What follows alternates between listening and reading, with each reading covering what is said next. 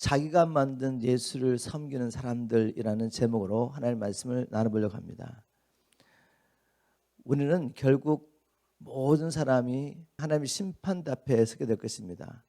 예수를 믿는 자들조차도 그리스도의 심판대 앞에 서게 될 것입니다. 나는 평생 주님을 섬기고 따랐다고 생각했는데, 그래서 천국 갈 줄 알았는데, 그 심판대 앞에서 만일 주님께서 나는 너를 모른다라는 그런 말씀하게 되시면 얼마나 대책이 없겠습니까? 그런 일은 없을 것입니다.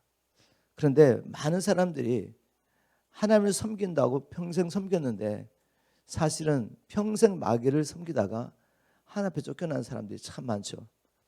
그들 중에는 마태복음 7장에 보면 예수님으로 기적을 행하고 표적을 행하고 예언하고 귀신을 내어쫓은 겉으로 보기엔 능력인 사역자들도 많이 있을 거라고 우리 주님 말씀하셨습니다. 설마 나는 아니겠지, 이런 아니라는 생각을 하시면 안 됩니다. 너무나도 심각한 일이기 때문에 우리가 말씀을 통해 우리 자신을 점검하고 하나님의 말씀의 기준을 따라서 우리가 주님 만날 준비해야 될 것입니다. 왜냐하면 예수님 당시의 유대인들을 보면 자신들이 열방 가운데서 선택을 받은 선민이라는 확신했습니다.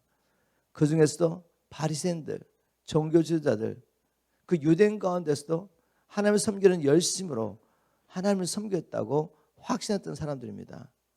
그런데 이들을 향하여 오늘 본문에 이 스데반 집사가 성령의 감동으로 뭐라고 말했습니까? 너희는 너희 조상과 같이 항상 성령을 거스렸다라고 말합니다. 그들은 열심으로 하나님을 섬긴다고 생각했고, 지금도 이 스데반을 데려와서 앞에 세워놓고 신문하면서 하나님의 이름으로 그를 정죄하고 있었습니다. 하나님을 위해서 그 일을 하고 있는 거죠. 그런데 하나님은 뭐라고 말씀하셨습니까? 너희와 너희 조상은 항상 성령을 거스려 왔다고. 왜 이스라엘 민족, 그 당시에 또 예수님 당시에 유대인들은 하나님의 택권을 받고 선민이라고 확신했지만, 또 바리새인들은 누구보다도 열심히 하나님의 말씀을 연구하고 그 말씀을 지키려고 몸부림치면서도 결국 마귀의 종으로 살았는지 말씀을 통해 그 일을 찾아봐야 됩니다. 그리고 우리는 그렇게 살아서는 안 되죠. 오늘 이 본문 말씀을 보면 이 스데반이 예수 그리스도를 증거하다가 붙잡혀서 공회 앞에 서게 됩니다.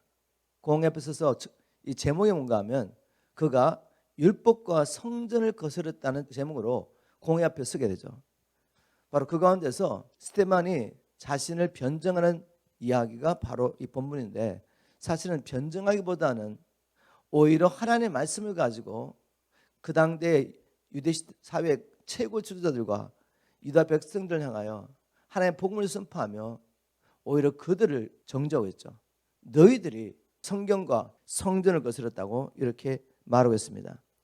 이 스데반이 이들을 하나님의 말씀으로 너희들이 율법과 성전을 거스렸다는 말을 하면서 내 시대에 걸쳐 가지고 그들이 어떻게 하나님의 말씀을 거스르는지, 율법과 성전을 거스르는지를 변증하고 있습니다. 내 시대는 바로 아브라함부터 시작하여 요셉까지 족장시대 이야기를 하죠. 그때도 너희들이 하나님을 대적했다. 400년 동안 애굽에 살면서 그때도 어떻게 하나님을 거스렸고, 그리고 출애굽하여서 광야 40년 동안에 너희가 어떻게 또 하나님을 거스렸으며, 그리고 가나안 땅을 정복하고 솔로몬의 성전을 세울 그동안에도 그 시대도 너희들이 어떻게 하나님을 거스렸는지를 하나님의 말씀을 통해, 이스라엘 민족의 역사를 통해 증명하고 있습니다. 자, 이 말씀을 통해 오늘 우리에게 주시는 말씀, 그들이 어떻게 하나님을 거스렸는지, 열심히 하나님을 섬긴다고 하면서도 선민의식을 가지고 하나님을 섬기면서도 어떻게 그들이 가능했는지 말씀을 통해 우리 자신을 살펴봤으면 좋겠습니다. 그들은 이미 이 세상에 없죠. 왜 하나님께서 이 말씀을 우리에게 주셨겠습니까? 주의 오심을 기다리고 있는 바로 우리를 위해서 경계의 말씀으로 주신 줄 믿습니다. 오늘 우리에게 주신 말씀이죠. 먼저 율법을 거스렸다고 말했는데 어떻게 율법을 거스렸는지 보겠습니다. 자, 먼저 이 스데반의 변증을 이해하려면은 하나님께서 구약 시대 내내 무엇을 해오셨는지를 아셔야 됩니다. 그렇지 않으면 이해가 되지 않죠. 그냥 성경에 있는 말을 하고 나오고 생각하는데, 물론 성경을 인용해서 성경의 말씀하지만 그의 초점이 뭐냐, 우리가 그걸 파악하기 위해서는 구약 시대 내내 하나님 뭘 하셨습니까? 이걸 알아야 되죠. 하나님은 태초에 뭘 계획하셨습니까? 하늘과 땅을 창조하시고 특별히 자기 형상대로 하나님의 백성들을 창조하시고 그를 통해 하나님이 창조하신 이 피조물 다스릴 계획을 가지고 계셨죠.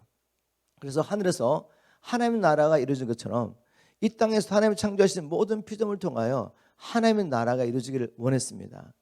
하나님의 나라가 이루어지려면 뭐가 필요하죠? 하나님이 먼저 통치하셔야 되죠. 통치를 받는, 하나님을 믿고 하나님의 말씀에 순종하는 하나님의 백성이 필요하죠. 그리고 땅이 필요합니다. 바로 에덴에서 그렇게 시작하신 것이죠. 에덴이라는 곳에 하나님께서 이 선악과를 먹으면 정령주의라는 법을 세우시고 이 법의 지배를 받는 아담과 하와를 통해 바로 에덴에서부터 하나님 나라를 시작한 것입니다. 그런데 이 하나님 나라를 방해하는 존재가 있었죠. 사단이 들어와서 아담과 하와를 속여서 하나님을 믿지 못하게 하고 불순종하게 하고 오히려 선악과를 통해 무엇을 어떻게 유혹했습니까? 이제 너희들 하나님 말씀에 순종할 필요가 없어. 이 선악과를 먹으면 너희 스스로 선과 악을 구분할 수 있고 그래서 너희 인생 네가 스스로 쓴다고 갈 수 있는 거야. 이 말에 유혹을 받고 하나님 뜻을 버리고 그래 내가 스스로 내 삶의 선이 무엇인지 선택하고 살겠다고 하나님을 떠나버렸죠. 아담과 하와가 하나님을 떠나버리면 이제는 더 이상 에덴은 하나님 나라가 될 수 없는 것이죠. 그래서 이 땅에 아담과 하와를 통해 하나님 나라를 이루겠다는 하나님의 계획이 방해를 받게 됐습니다. 그런데 하나님께서 이걸 몰랐을까요? 아셨죠? 전지하신 하나님. 창세전에 이들을 어떻게 구원할 것을 계획하시고 어린 양을 예비하십니다. 이 어린 양을 통해 제사함을 받게 하시고 다시 하나님께 돌아와서 하나님의 섬길 모든 길을 가지시고 이 하나님의 큰 은혜와 사랑을 경험한 하나님의 백성들이 이제는 다시는 하나님 아닌 다른 존재를 선택하지 않고 자기를 살지 않고 하나님만을 섬기도록 하나님은 이 모든 일을 창세전에 계획하신 것이죠. 그리고 창세 3장 15절에 여인의 후손을 보내서 너희들을 미혹하고 너희를 노예 삼은 이 사단의 권세를 뱀의 머리를 깨트리겠다고 약속하셨죠. 그리고 구약 내내 뱀의 머리를 깨트릴 여인의 후손이 누구인지를 알려주시기 위해서 하나님께서 계셔졌죠. 아브라함을 부르시고 이스라엘 민족을 통해 하나님의 놀라운 구원 계획을 말씀하시고 또 그들 가운데 일어난 선지자를 통해서 하나님의 구원 계획을 계속 말씀하시면서 예수 그리스도를 통해 어떻게 하나님의 백성들을 구원하시고 하나님 나라를 회복하실 것을 구약 내내 말씀하셨습니다. 자, 이렇게 구약 내내 여인의 후손을 보내겠다. 근데 그 여인의 후손이 아브라함과 다윗 후손을 올 것이다. 그리고 그가 어떻게 권한을 받고 이런 모든 이야기를 선지자를 통해서 말씀하신 거죠. 그러고 난 다음에 이제 신약이 시작됩니다. 마태복음 1장 1절에 어떻게 기록했습니까? 아브라함과 다윗의 자손 예수 그리스도의 세계라라고 마태가 자기 복음서를 시작하죠. 다시 말해서 하나님께서 약속하신 여인의 후손, 우리 죄를 대신하여 오실 어린 양이 바로 나사렛에서 태어나신 예수 그리스도라고 마태는 증거했습니다. 그래서 구약의 이 모든 말씀이 결국은 마귀를 쫓아가서 타락한 우리를 하나님께서 어떻게 구원하셔서 하나님 나라를 이루실 것을 계시하셨는데 바로 우리 메시아 구원자가 예수 그리스도라는 것을 증거한 것이죠.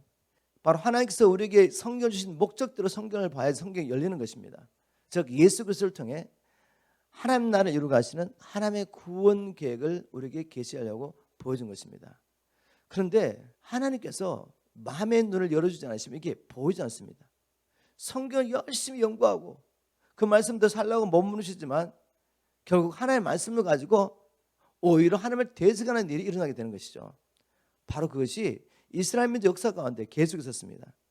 자, 이 정도로 하고 이제 스데반의 변증을 들어보겠습니다. 스데반의 첫 번째 족장시대에 대한 이야기를 합니다. 족장시대 때 너희들이 어떻게 하나님을 대적했느냐. 먼저 하나님께서 자신의 구원의 역사를 이루시려고 아브람 그들의 조상을 부른 이야기를 하죠. 7장 2절입니다. 스데반이 가로되 여러분 부형들이여 들으소서. 우리 조상 아브라함이 하나님 있기 전에 메소포타미아에 있을 때 영광의 하나님이 그에게 보여. 메소포타미아에 있을 때 하나님께서 그를 부르셨다는 말씀하셨는데 여호수아를 보면 좀 더 자세하게 이렇게 설명하고 있습니다. 여호수아 24장 2절 하반부부터 3절까지 이스라엘 하나님 여호와의 말씀에 옛적에 너희 조상들 곧 아브라함의 아비 나홀의 아비 데라가 강저편에 거하여 다른 신을 섬겼으며, 어떤 상황에 있을 때 하나님이 아브라함을 부르셨다? 다른 신을 섬겼을 때 하나님이 그를 부르셨다는 거죠. 내가 너희 조상 아브라함을 강저편에서 이끌어내어. 이게 굉장히 중요합니다. 왜냐하면 아브라함 이야기를 하고 있는 것은 이 사건을 통해 우리의 영적 상태를 보여주기 원했기 때문에 그렇습니다. 그래서 성경에 기록된 모든 사건과 또 이스라엘 민족의 삶과 일어났던 일을 통해 우리를 살펴봐야 돼요.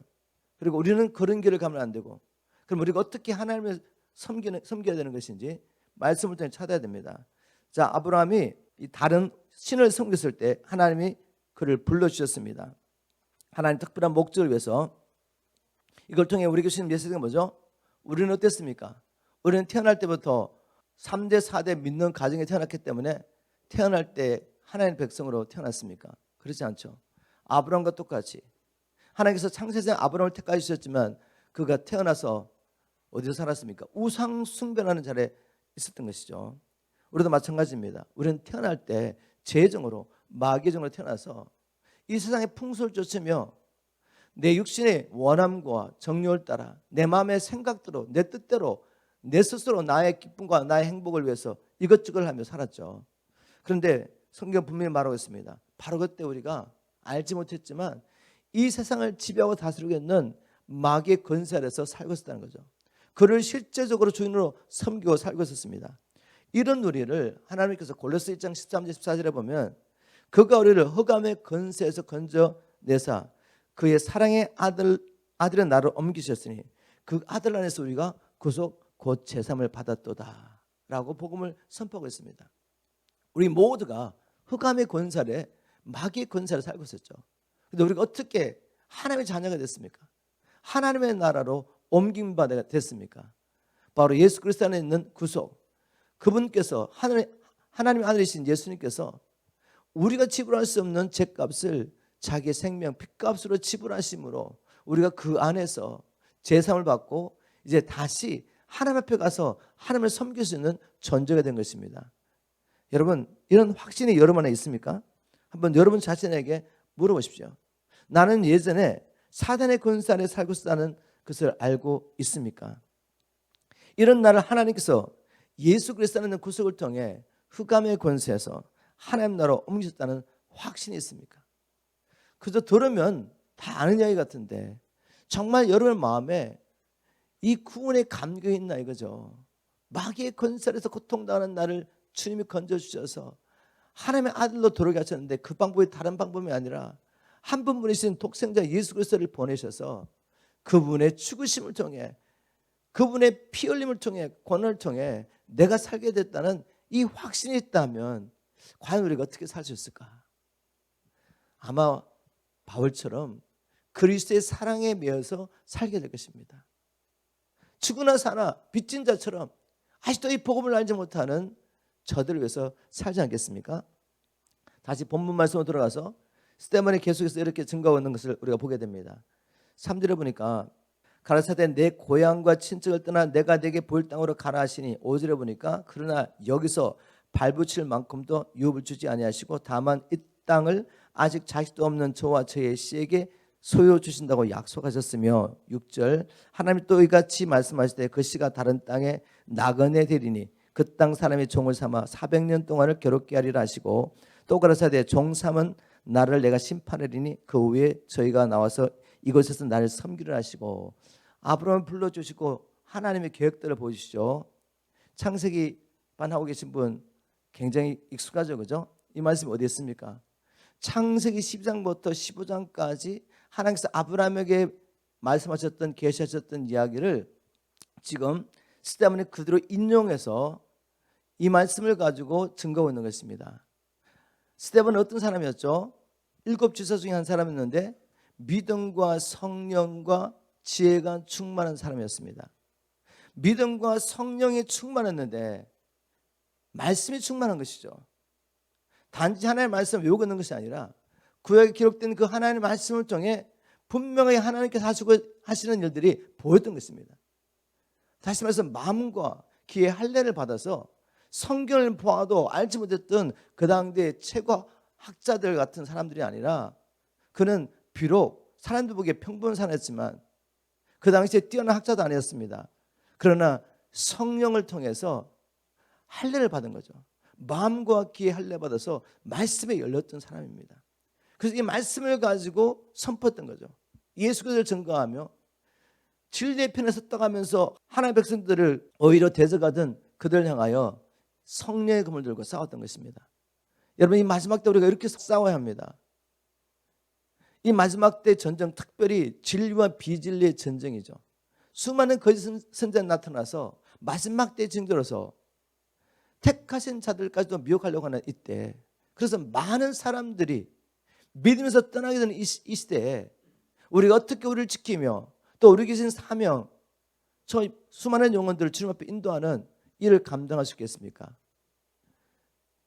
우리가 성령으로 거듭날 뿐만 아니라 이제는 우리의 마음과 우리의 귀가 할례를 받아서 하나님의 말씀이 열려야 합니다. 성령과 믿음으로 충만하여, 말씀 충만하여 이 진리의 성령을 검을 들고 싸울 수 있어야 되는 거죠.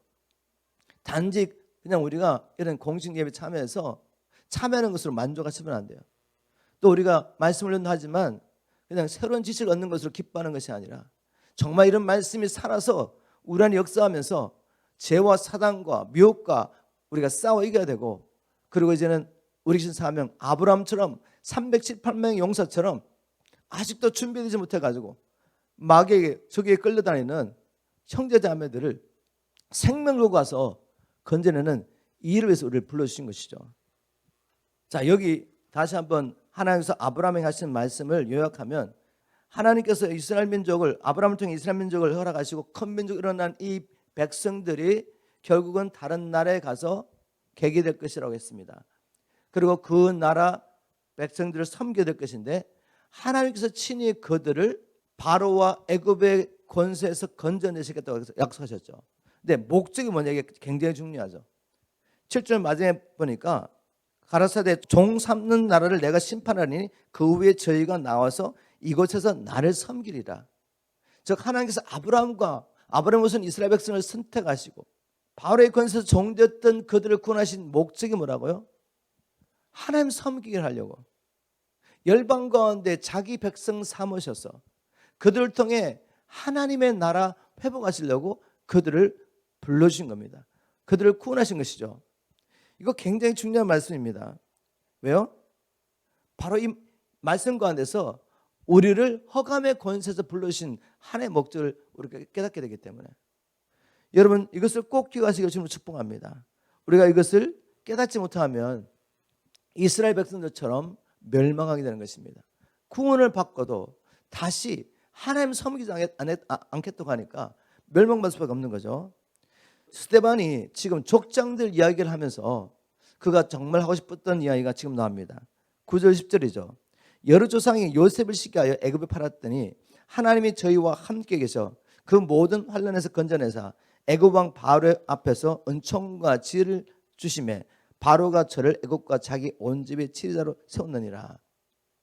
이 성경을 보면 요셉 이야기가 나오죠.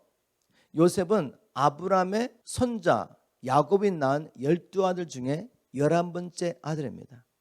11번째 아들이지만 야곱이 11번째 아들 요셉을 극진히 사랑했습니다.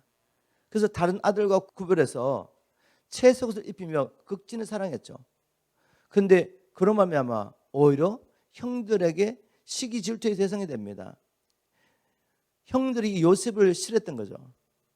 시기하고 미워하고 질투하고 어디까지 가냐면 죽이고 싶은 데까지 간 것입니다. 죽이려고 했죠. 그런데 죽이지 않고 노예로 팔아버렸습니다. 그런데 요셉을 향한 하나님의 계획은 무엇이었습니까? 하나님은 미래를 바로 보시면서 이 야곱의 가족 가운데서 결국 다윗이 나오고 다윗을 통해 메시아가 나오고 이 야곱의 가족들 12아들을 이스라엘 민족의 12지파의 조상을 세워서 큰 민족을 이룰 계획을 갖고 계시는데 장차 큰 기근이 이 땅에 있을 거라는 걸 보신 거죠. 그래서 요셉을 통해 이들을 구원하실 계획을 가지고 계셨습니다. 즉 야곱의 가정의 구원자가 요셉이었던 거죠. 요셉을 핍박했던 형들과 그들의 가족, 그들의 식구들, 그들의 자식들을 구원할 자로 하나님이 요셉을 선택하셨는데, 그런데 형들은 어떻게 했죠? 오히려 자신들의 구원자를 핍박하고 죽이려고 했던 거죠. 노예로 팔아버렸습니다. 주님께서 이 말씀을 통해, 스데반임을 통해 선포하신 말씀을 통해 지금 이 메시지를 듣고 있는 유대 백성들과 공회원들에게 뭘 말하고 있는지 아시겠습니까? 당신들은 지금 내가 율법과 성전을 거스렸다고 했는데, 사실 율법과 성전을 통해 하나님께서 보여주기 원했던 게 뭐냐 이거죠. 하나님의 구원 계획을 보여주신 것입니다. 당신의 조상은 하나님께서 요셉을 통해 구원하기를 계획하셨는데, 당신의 조상들은 요셉을 핍박했습니다. 지금 당신도 똑같은 일을 하고 있다는 거죠. 하나님께서 당신들과 당신들의 후손을 구원하시려고 구원자 메시아를 보내셨는데, 그분이 나사렛 예수지 않습니까? 그분을 당신들이 핍박했다는 것입니다. 그래서 결국 율법과 성전을 거스른 사람은 당신입니다. 그리고 당신들의 조상입니다라고 말하고 있는 것입니다. 이 족장시에 대한 이야기를 하고 난 다음에 이제 스데반이 어느 시대 넘어갑니까? 이스라엘 민족이 400년 동안 애굽에서 종살았던 얘기를 하면서 이렇게 시작합니다. 17절에 하나님이 아브라함에게 약속하신 때가 가까움에 이스라엘 백성이 애굽에서 번성하여 많아졌더니 요셉을 알지 못하는 생금이 애굽 왕이 오르매 그가 우리 족속에게 계계를 써서 조상들을 괴롭게 하여 그 어린 아이들을 내어버려 살지 못하게 하려 할세라고 이렇게 증거하고 있습니다. 여러분 잘 아시는 것처럼 바로 이 야곱의 때 요셉이 애굽에 팔려갔지만 총리가 되고, 총리가 된 후에 하나님의 주신 지혜로 야곱의 가정을 구원할 뿐만 아니라 애굽과 그 주위에 있는 많은 사람을 구원했죠. 그런데 시간이 지나서 남자만 그때 개수해서 70여 명 정도가 애굽에 갔는데 4대가 지나면서 이들이 큰 민족이 일어납니다. 그래서 하나님이 아브라함에게 약속하신 때가 가까움이라고 시작하는데, 이때가 언제겠습니까? 하나님 분명히 아브라함에게 말씀하셨죠. 이삭도 없을 때, 아무런 후손도 없을 때 너희 후손이 다른 나라의 객이 되고 그 나라를 섬길지니 내가 그 나라를 징계하고 그리고 그들이 많은 재물을 이끌고 나오리라 약속하셨는데, 바로 그때가 됐다는 거죠. 이스라엘 백성들이 이제는 하나님의 자녀로, 하나님의 백성으로 거듭날 때가 됐다는 것입니다. 애굽의 권세에서 풀려나서 하나님을 섬길 때가 되었는데, 그때가 됐을 때 어떤 일이 났습니까?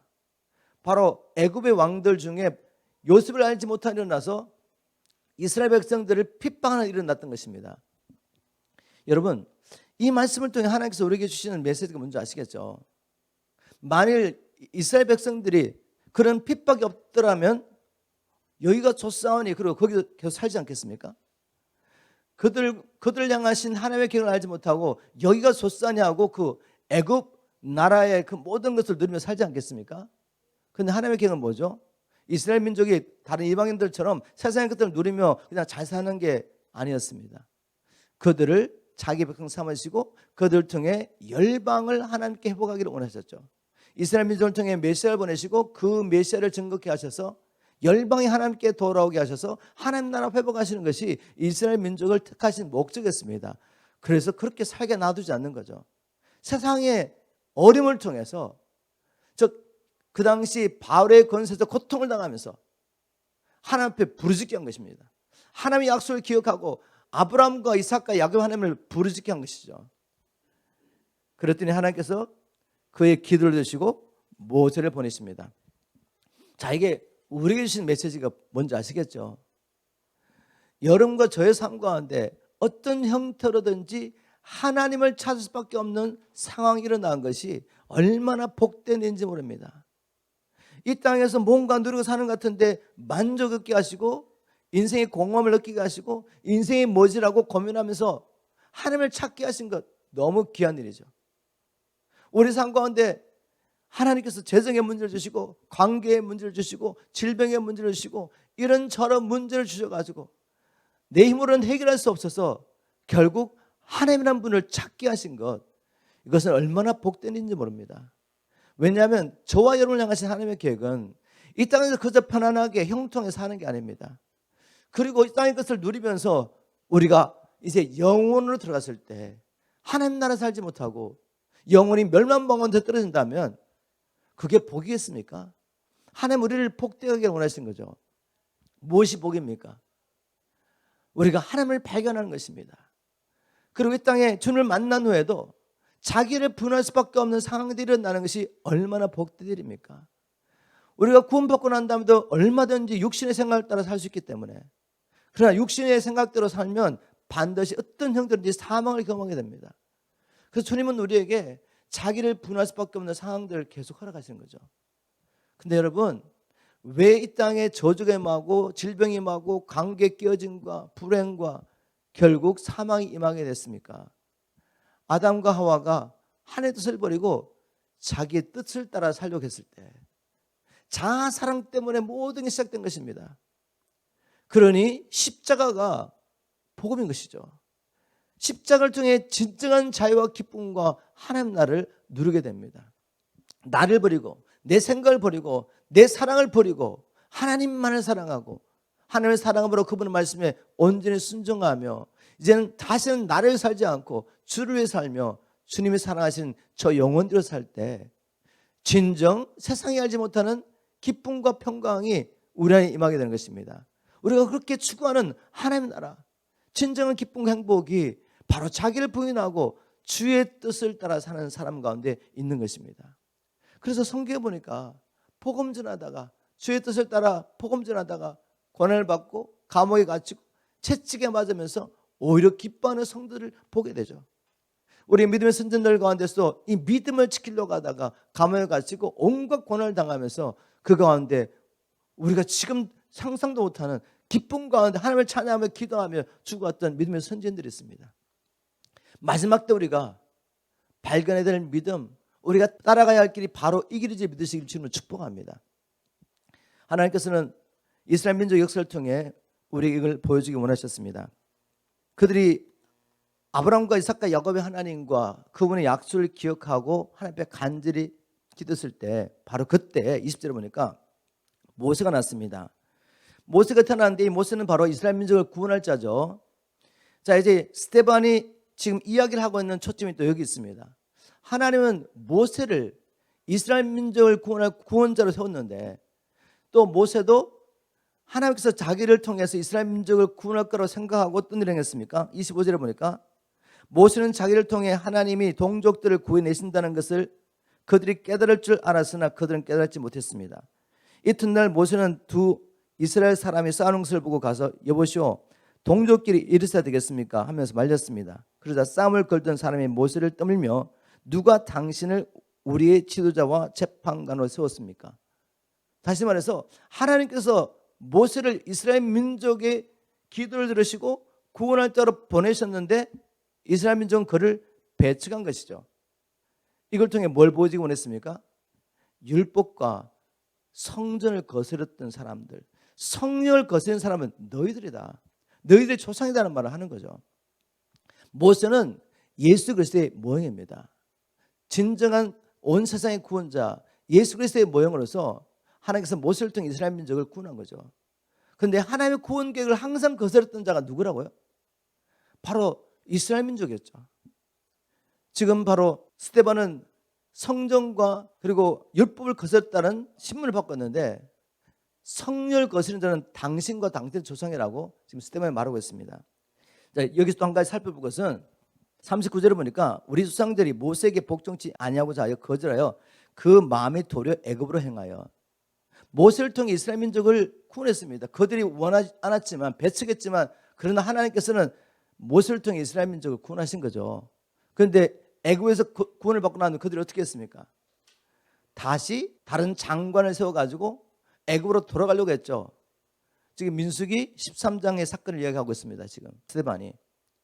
자, 이걸 통해 보여주기 원한 게 무엇입니까? 이스라엘 민족은 하나님의 구원을 받고 속을 기뻐했지만 결국 하나님의 뜻을 따라 살기는 원치 않았던 것이죠. 그들 향하신 하나님의 계획은 무엇이었습니까? 그들을 하나님 백성 삼으시고 그들을 제사장 나라 삼으시고 가나안 땅에서부터 하나님 나라 이루어서 열방에 죽게 도록게 하는 것, 가나안 땅부터 시작해서 열방을 하나님 나라로 만드는 이 하나님의 놀라운 구원 계획과 하나님 나라 이루어가려고 하는 계획 가운데 불러주시는데 그들은 그거는 원치 않았던 거죠. 여러분, 오늘날 많은 사람들이 이스라엘 백성의 불순종의 죄를 짓고 있는 것입니다. 어떤 죄입니까? 예수 그리스도를 통해서 구원받고 천국 간다는 건 좋아하지만 뭘 싫어하죠? 내가 회개하고 주님 뜻대로 사는 것은 원치 않아요. 예수님이 나의 왕이 되시는 것 원치 않습니다. 입으로는 예수를 주라고 고백할 수 있지만 정말 하나님께서 우리의 삶 가운데 오셔서 모든 삶의 영역 가운데 왕이 돼서 통치하며 내가 실제적으로 예수 그리스도의 종으로 하나님의 백성으로 사는 것은 원치 않는 것입니다. 바로 이스라엘 백성이 그걸 원치 않았습니다. 그래서 어떻게 했습니까? 여호와를 자기가 원하는 하나님으로 만들어버립니다. 금송아지로. 40절에 보니까 아론들이 이르되 우리를 인도할 신들을 우리를 위하여 만들라. 애굽 땅에서 우리를 인도하던 이 모습을 어떻게든지 알지 못하노라 하고 그때 저희가 송아지를 만들어 그 앞에 제사하며 자기 손으로 만든 것을 기뻐하더니. 여러분 이게 뭔지 한번 보십시오. 그들이 금송아지를 만들어 놓고 이 금송아지가 우리를 애굽에서 인도낸 여호와라고 말하며 그 다음날 일찍이 여호와의 절기를 지키며 그 앞에서 뛰놀고 온갖 난잡한 일을 당했습니다. 다시 말해서 그들이 여호와 하나님이 그들을 애굽에서 구원한 구주라는 것을 인정했단 말입니다. 그렇지만 그 이상은 원치 않아요. 그래서 자기가 원하는 여호와를 검신상으로 만들어 섬기는 것입니다. 오늘 제가 제목을 뭐라고 붙였죠? 자기가 만든 예수를 섬기는 사람들, 이렇게 제목을 붙였습니다. 다시 말해서 역사는 반복되고 있다는 것이죠. 오늘날 교회 안에 수많은 사람들이 예수님을 구주로는 인정합니다. 그분이 나의 죄를 대신하여 죽으셨다는 것, 그분을 믿으면 우리가 용서받고 천국 간다는 것. 그래서 이 하나님의 은혜와 사랑은 좋아요. 근데 뭘 원치 않죠? 예수님이 나의 주인 되는 걸 원치 않습니다. 예수님이 나의 주인 되려면 내가 뭘 해야 됩니까? 자기 부인해야 되죠. 매일매일 십자가를 지고 주님을 쫓아가야 되죠. 그건 싫은 것입니다.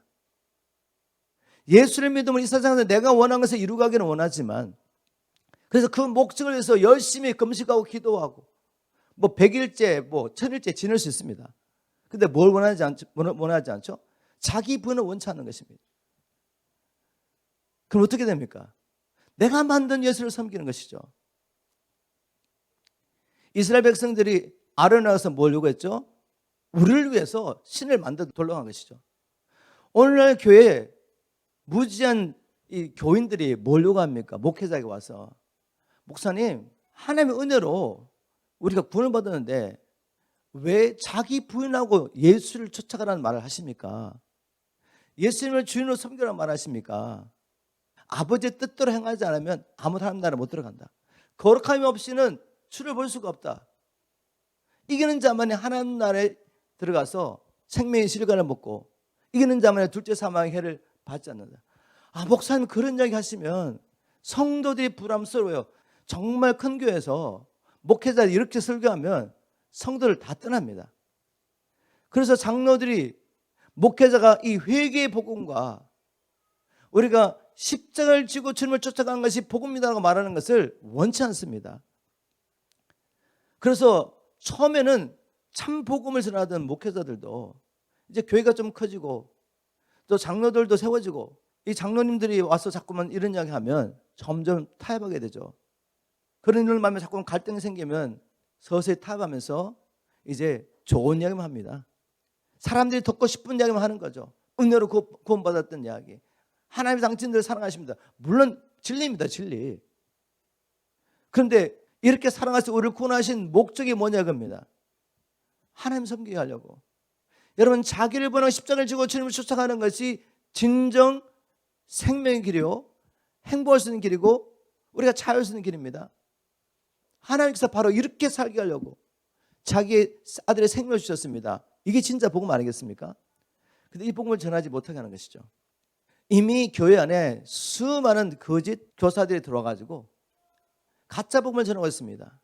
그런데 이것을 즐거움에 따라가는 것이 말세의 징조 중에 하나이죠. 이러한 때 주님은 저와 여러분에게 이렇게 말씀하십니다. 누가 십자가의 이 복음을 전할 것인가? 누가 자기 부인 십자가를 지고 주님을 쫓아가는 것이 진정 복음이라는 것을 전할 것이냐? 우리에게 지금 도전하고 있습니다. 광야에서는 이 일을 증거하면서 스데반이 원했던 건 뭔가 하면 너희들은 이렇게 계속해서 하나님을 거스렸다는 것을 말하고 싶었던 거죠. 자, 이제 이 두 번째 큰 주제가 성전을 거스렸다는 이야기인데 제가 간단하게 설명하겠습니다. 그러면 성전은 처음에 누가 아이디어를 줬습니까? 성전에 대한 아이디어를 주신 분은 하나님이시죠. 왜냐하면 이 성전을 통해서 하나님은 예수 그리스도를 통해 우리를 구원하시는 구원의 길을 보여주기 원했기 때문에 사십사절에 이렇게 기록했습니다. 여러분, 우리 조상들은 광야에서 증거의 장막을 가지고 다녔습니다. 이 장막은 하나님께서 모세에게 지시한 그대로 모세가 보았던 모양에 따라 만들어진 것입니다. 모세는 하나님과 교제하면서 하늘에 있는 성전을 본 것이죠. 그 성전을 보고 하나님께서 지시한 대로 그 모형으로서, 그림자로서 성막을 지은 것입니다. 나중에 솔로몬이 성전을 지었지만 솔로몬이 자기 마음대로 지었습니까? 아니죠. 다윗이 성전을 짓기를 간절히 사모하니까 하나님께서 다윗에게 성전의 식양을 주셨습니다. 역대상 28장 11절이죠.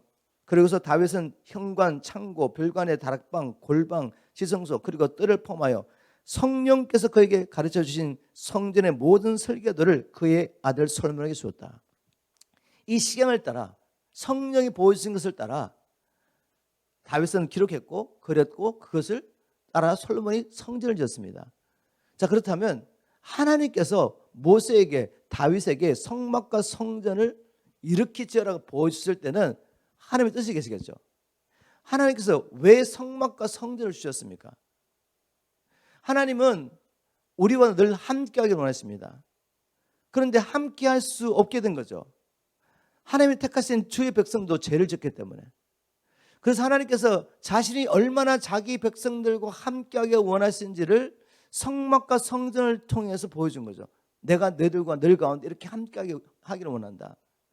그럼에도 불구하고 이스라엘 백성은 하나님께 범죄한 죄인입니다.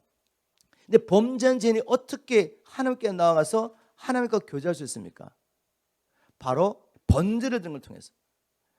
그들의 죄를 대신하여 짐승들이 피를 쏟고 죽음으로 그걸 통해 하나님과 화목하고 하나님께 나아가 교제할 수 있는 길을 바로 성막과 성전 제사를 통해 보여주신 것이죠. 자, 그런데 결국 이 모든 것이 누구에 대한 계시입니까? 예수 그리스도에 대한 계시죠. 성막과 성전은 예수 그리스도에 대한 계시입니다. 결국 본체이신 하나님의 아들 예수 그리스도께서 임마누엘로 이 땅에 오십니다. 자기 백성들과 함께 하시기 위해서 혈육을 가진 인간의 몸으로, 그러나 죄가 없는 몸으로 오셔서 자기 백성들 가운데 거하셨죠. 근데 그들이 알아봤습니까? 못 알아봤죠. 죽였죠. 핍박하고 십자가에 매달았습니다. 예수 그리스도가 바로 화목제물이 되신 분이시죠. 메시아를 보내시겠다, 연이옷을 보내서 사단의 머리를 깨트리겠다는 약속을 계속하셨는데 그분이 바로 사단의 머리를 깨트려 오신 분이십니다. 죽음으로써 죽음을 이기셨죠. 우리가 죽기를 두려움으로 일평생 매여가지고 마귀의 종로를 했는데 이 죄 문제 해결하지 못했기 때문에 마귀의 종으로 사는 거죠. 그분의 죽음을 통해서 우리의 죄값을 지불하시고 이제는 부활하심으로 사망의 권세 잡은 자를 무너뜨리시고 모든 권세와 능력을 받으시고 하늘 보좌에 앉아 계시며 누구든지 주를 믿는 자들을 이 사망의 권세에서, 사단의 권세에서 구원하실 분입니다. 바로 성막과 성전은 이 예수 그리스도를 증거하는 것이죠. 근데 그들이 예수 그리스도를 몰라보고 십자가에 못 박여 죽음으로 성전을 거스린 자는 누구입니까? 바로 유대인들이었죠. 그 당시 종교 지도자들이었죠. 이걸 스데반이 증거한 것입니다. 여러분, 이렇게 성경 말씀을 가지고 논리 정연하게 증거하면서 결론적으로 뭐라고 말했냐면, 오늘 요절 읽은 말씀이죠. 목이 곱고 마음과 귀의 할례를 받지 못한 사람들아, 너희가 항상 성령을 거스러 너희 조상같이 너희도 하는도다 라고 말하며 52절에 너희 조상들은 선지자 중에 누구를 핍박지 아니하였느냐? 의인이 오시라고 예고한 자를 저희가 죽였고 이제 너희는 그 의인을 잡아준 자요 살인자가 되었나니 너희가 천사에 전한 율법을 받고도 지키지 아니했도다 하니라. 자, 이 말을 듣고 있는 다른 사람 몰라도 종교 지도자들, 바리새인들, 누구보다 성경을 잘하는 사람들 아니겠습니까? 그 부인할 수 없는 사실이었습니다. 성경에 다 기록됐으니까. 그러면 그 말씀을 듣고 찔려가지고 회개해야 되죠. 예, 찔리긴 찔렸습니다. 54대 보니까 저희가 이 말을 듣고 마음에 찔려. 근데 어떻게 반응했습니까? 저를 향하여 이를 갈거늘. 여기서 진정 하나님께 속한 자와 하나님께 속하지 않은 자가 구별되는 것입니다. 진정 진리를 찾는 자와 진리를 찾는 것처럼 보이지만 사실은 종교를 통해서 권세를 누리고 사람으로부터는 종교와 영광을 받고 세상의 것들을 구하는 사람이 구분되는 것입니다. 하나님의 말씀을 누구보다 잘한다는 사람들이 이 말을 듣고 찔렸는데 어떻게 반응을 보였습니까? 오히려 스데반을 정죄하며 나중에 스데반이 성령에 충만해서 하늘을 우러러 주목하여 하나님의 영광과 및 예수께서 하늘 우편에 서신 것을 보고 말하되 보라 하늘이 열리고 인자가 하나님 우편에 서신 것을 보노라 하며 그들이 다 큰 소리를 지르며 귀를 막고 일심으로 그에게 스데반을 달려들어서 성 밖에 내보내가지고 돌로 쳐 죽이죠. 스데반은 하나님의 진리를 선포하고 결국 돌에 맞아 죽게 되는 첫 번째 순교자가 되었습니다. 여러분, 앞으로 일어날 일 가운데 이 일도 우리에게 일어날 수 있습니다. 우리가 진리를 선포할 때 우리를 대적하고 우리를 핍박하는 사람들, 그들이 세상 사람들이 아니라 교회에서 하나님을 믿는다는 사람들이, 그것도 교회에서 영향력을 미치는 주의 종이라는 사람들이 이 진리의 복음을 대적하며 우리를 핍박할 수 있습니다. 아마 핍박하게 될 것입니다. 우리가 준비해야 되죠. 어떻게 준비할 수가 있겠습니까? 스데반처럼 성령과 믿음과 지혜가 충만해야 합니다. 성령과 믿음이 충만하다는 것은 곧 하나님의 말씀이 충만하다는 것인데, 마음과 귀에 할례를 받아서 성경이 열어져야 됩니다. 마음과 귀에 할례를 받지 못한 사람들, 목이 걷고 마음과 귀에 할례 받지 못한 사람들, 목이 걷다는 건 무엇입니까? 하나님의 말씀에 순종하지 않는다는 거죠. 하나님의 말씀에 순종하지 못한 이유가 뭐예요? 마음과 귀에 할례를 받지 못했기 때문에. 마음과 귀에 할례 받지 못했다는 말은 뭔가 하면, 할례라는 것은 잘라내는 것입니다. 그래서 드러나는 거죠. 그래서 영적으로 어떤 의미인가 하면은 마음과 눈을 가리고 있는 무언가를 잘라내는 것입니다. 하나님께서 성령을 보내셔서 마귀가 하나님의 진리를 알지 못하게 가리고 있는 것을 벗겨버리는 거죠. 그래서 하나님의 말씀을 통해서 하나님을 알게 되고 그분의 구원계를 알게 되는 것이 마음과 귀 할례 받은 자죠. 그런데 이스라엘 백성들의 지도자들은 그렇게 성경을 보면서도 마음과 귀 할례를 받지 못한 것입니다. 오늘 우리에게 도전합니다. 주님께서 너희들 마음과 귀에 할례 받았느냐? 바울이 무엇을 많이 기도한 줄 아십니까? 에베소도 나오고 골로새서도 나오고, 믿는 자들로서 기도할 때 주님 저들에게 지혜와 계시를 주셔서 하나님을 알게 해달라고. 에베소서 나온 말씀이죠. 골로새서도 뭐라고 말했습니까? 모든 신령한 지혜와 청명으로 하나님의 뜻을 아는 것을 채워주시고, 이것을 위해서 계속 기도한 것입니다. 왜? 마음과 귀에 할례를 받아야지. 성경을 보고도 하나님의 말씀을 깨달을 수 있기 때문에, 아무리 성경을 공부해도 달리 말하면 마음과 귀에 할례 받지 않으면 깨닫지 못한다는 것입니다. 제가 여러분을 위해서 가장 많이 기도하는 게 바로 그겁니다. 주님, 우리 PMC 성도들 날마다 모일 때마다 이 메시지를 듣고 있는데 마음과 귀에 할례 받지 못하면 들어도 자기 마음에 감동이 없습니다. 그래서 유대인처럼 자기들도 예수를 믿는다 하면서도 여전히 자기가 주인되어 살면서도 하나님 나라 갈 것이라고 확신하고 사는 거죠. 속고 사는 것입니다. 이런 일이 저와 여러분에는 없어야 합니다. 만일 내가 이 우상을 버리지 못하기 때문에 지금 죽불에 던져지는 것이 보인다면 여러분 그 죄를 떠나지 않겠습니까? 그 우상을 버리지 않겠습니까? 그런데 성경을 통해서 그렇게 들어도 우리가 습관적으로 자기를 사랑함으로 이 우상과 이 죄를 버리지 못해서 그렇게 살면 결국 우리도 이스라엘 민족과 똑같이 약속의 땅 가나안 땅에 들어가지 못하고 오히려 불순종하는 자들, 이 세상 신을 섬기며 따라갔던 자들이 가는 곳에 던질 수밖에 없는 것입니다. 사도행전 7장 스데반의 메시지를 통해 하나님께서 우리에게 주시는 메시지를 한번 정리해 보겠습니다. 아무리 우리가 이 성경이 우리 신앙의 표준인 것을 인정하고 부지런히 성경을 연구해도 마음과 귀에 할례 받지 않으면 하나님의 뜻을 알지 못하기 때문에 오히려 마음이 교만해지고 말씀을 가지고 다른 사람을 정죄하지만 자기는 이 말씀에 따라 살지 않습니다. 이런 일이 우리에게 없기를 주님은 축복합니다. 그래서 다시 한번 도전합니다. 나는 마음과 귀의 할례를 받았는가? 나는 정말 영원히 죽을 수밖에 없는 이 사단의 권세에 살면서 사단을 쫓아가면서 영원히 죽을 수밖에 없는 나를 살리시려고 하나님께서 자기의 독생자 예수 그리스도를 주셨다는 이 복음을 정말 깨달았냐 이겁니다. 그래서 이제는 자기 자신을 살지 않고 예수 그리스도의 증언을 살면서 하나님 나라를 구하며 살고 있습니까? 여러분은 하나님이 오실 때, 주님이 오실 때 오직 아버지의 뜻대로 행하는 자만이 하나님 나라에 들어갈 것을 믿고 계십니까? 저는 저를 위해서도 또 여러분을 위해서 그렇게 기도합니다.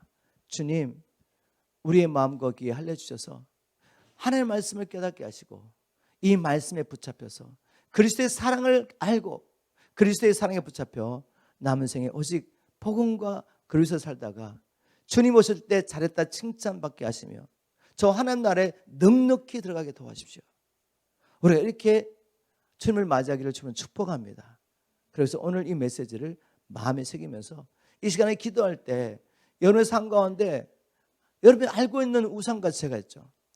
그런데 자꾸만 내려놓으면 포기합니다. 포기하지 마세요. 피 흘리까지 싸우십시오. 그리고 복음과 그리스도에서 하나님 나라를 구하면서 사십시오. 자기를 부인하고 십자가를 지고 가는 것이 진정 복음입니다. 한번 그렇게 살아보십시오. 그게 기쁨과 행복이 있습니다. 저와 여러분이 그렇게 구하는 기쁨과 행복이 자기를 부인하고 십자가를 지고 주님의 뜻을 이루는 것이 있다는 것을 깨달으시고 남은 생에 기쁨으로 주님 섬기기를 주님으로 축복합니다.